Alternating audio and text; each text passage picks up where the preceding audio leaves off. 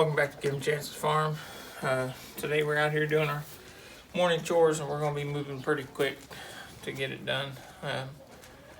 Temperature is -4 with the wind chill. Says it feels like -11, so it's not going to take too long to be out here today to have some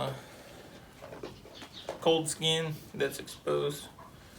You can probably see my breath in the, I don't know if you can see it in the video or not, but yeah, just talking you can see it. So they've got plenty of hay. They've got some deep bedding in here. They're eating their breakfast right now. They've got their mineral. I just need to swap their water buckets out.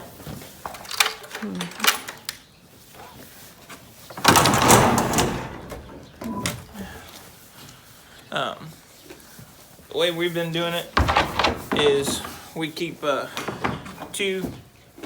5-gallon flatback buckets out here specifically for the goats.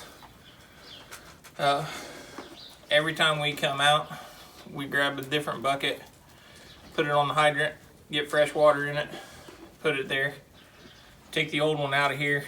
That way we got time to bust up the little bit of ice that's in it, let the rest of the bucket thaw out before the next time we come back out and we check on them. In the normal time frame, we do twice a day. They get fresh water and everything, but with the cold, we're not heating their bucket, so we come out a little bit more frequently on that just to make sure. It's just the top layer's just got a little skim of ice on it. It ain't that big a deal. We can bust that out pretty easy. You can use your hand to do it even. But just making sure everybody in the barn is good. The cows are good. They've got hay. We'll bring them in here in a few minutes and give them their alfalfa, and then when we do that, we just kind of keep an eye on them as to how they're moving when they walk in, how they move when they walk back out. Make sure nothing's changed with any of them from day to day. We also watch for things, especially with the snow here lately. We watch for things like, I want the cow to come in having snow on its back. If the whole herd has snow on their back, but yet you see one of them that doesn't, the one that doesn't have snow on his back is the one I'm worried about as to whether or not he would have a fever or not, so, or something else wrong with it. So give her an eat before she eats your food. You want to say hi? You want to say hi? Yeah. And doing hot chocolate.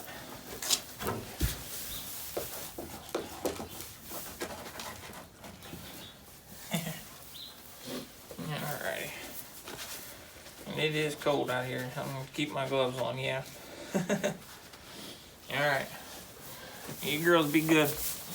As you can tell, I don't know if, well, maybe if I take the camera from, or there you go, you might be able to get that side shot over. See how she's starting to fill out a little bit.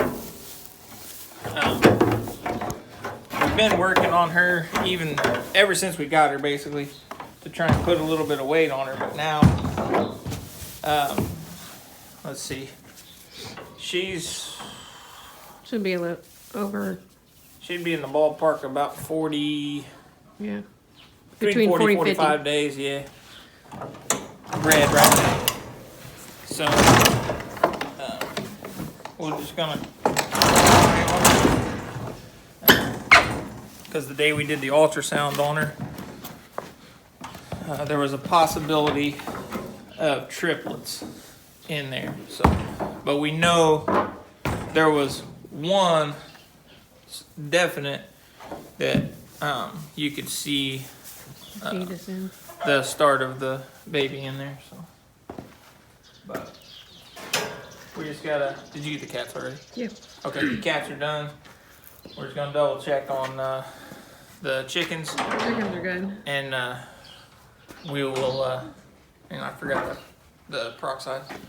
I'll have to run back to the house, grab the peroxide real quick, and we'll come back out and check on Dot and flush her foot again, and then bandage it up again. it is looking better. So we'll keep an eye on her. She's using it more and more each day. So, all right, we're out here checking the water. It's warmed up to a whopping, I think, 15 degrees, 17 degrees, something like that is what the truck was reading. Almost 20. The sun is out a little bit, so it's helping. Roads are getting a little better around here. I had to run to town and pick up some supplies earlier, so roads are looking good, which makes me feel better. But tonight into tomorrow morning, we're supposed to have another inch to inch and a half or so. So we'll see how it goes. We could either get another dusting or we could get a couple more inches on top of this, and then we got another round coming in behind that a couple days after that. So we'll have to see how it goes from here. We just checked Dot's foot, went ahead and flushed it with some more peroxide and put a new bandage on it. We're trying to do that a couple times a day. The swelling is going down. The smell's getting better. And she seems like she's getting around a little better each time we do it. So the bottom part of her foot is almost back to the size it should be. She has just a little bit swelling kind of right there, and just a touch back here where I guess would kind of be like your ankle area, for lack of better terms, on the chicken, I guess. But it is progressing the way we'd want it to. So like I said, we're keeping peroxide on it and a little bit of Neosporin. So the Neosporin seems to be helping her. Keeps that area soft also. It's not letting it get as hard as it was before, and there's not a big scab developing every time that we gotta work with. So sounds like the water's done. So it's cold enough out, and with all this snow, we take the water hose off each time, walk it out to try to drain it the best we can, and then I coil it up and we take it into our garage, which has our garage. They were trying to turn it into a daycare before we bought the place, so it's got an actual full bath in it. So we heat that area.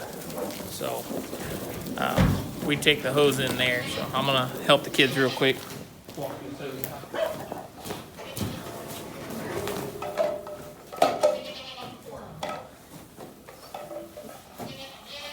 Go ahead and shut the door.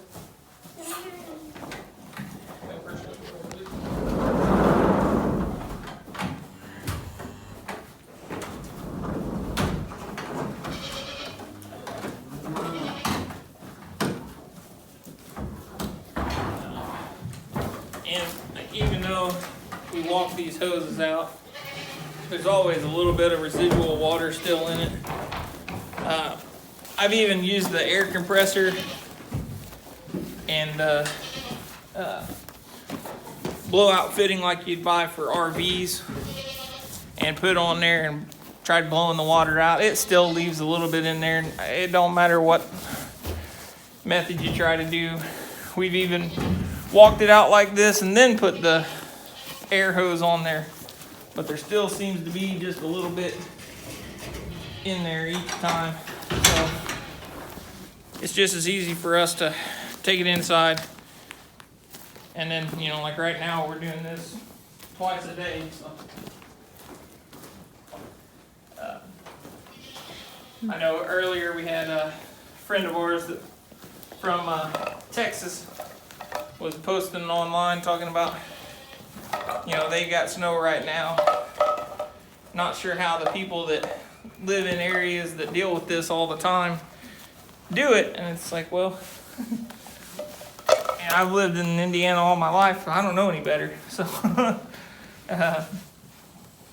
it's just, I mean, we don't get it every year. I mean, honestly, we've been in this house for almost 16 years, and the amount of snow at one time, this is the most we've had since we've lived here. So, I mean, now we get cold for this area, but it's not, I mean, there's people out there that get a lot colder than we do. But if I had to say one thing that is kind of a pain, and that's this right here. Watering animals. I don't have a hydrant for the animals that doesn't freeze, so we still use a 110-gallon stock tank with a drain plug heater in it. And my closest hydrant is the non-freeze hydrant in the barn is a little over 100 feet to the tank. So, I mean, sure, I'd like to have a non-freeze hydrant right out there by it where all I had to do is lift the handle and fill the tank, but it's not quite in the cards right now.